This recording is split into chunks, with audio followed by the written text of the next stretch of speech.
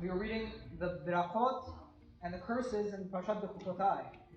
And one of the things we were analyzing were that, let's say you were trying to make a prediction as to the fate of the Jewish people. You could predict one of two things very comfortably. Either they will survive, meaning either they will thrive, or they will die out.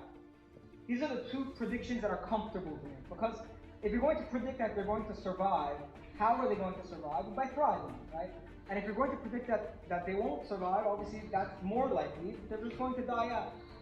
But what is the prediction? What is the nibuah that is told to us in the Torah? What's the nibuah that's told to us in Parashat Bechukotai?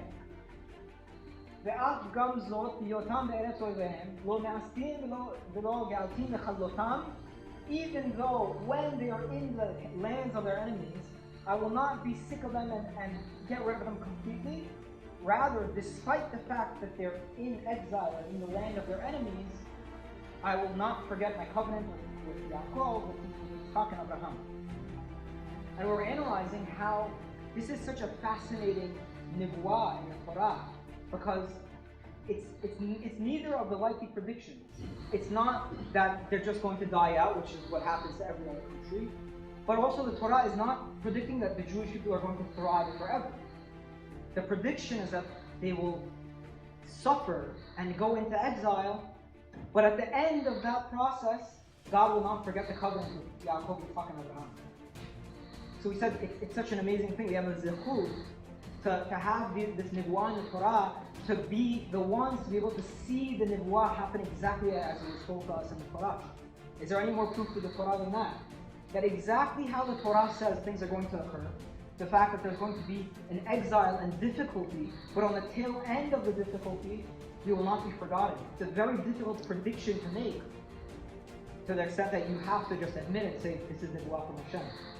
And we, in 67, when we were able to conquer Yerushalayim, not, as Rabbi Miton has been speaking about in the past few days, not by any decision we made on our own, but it was kind of just handed to us by Borei Olam.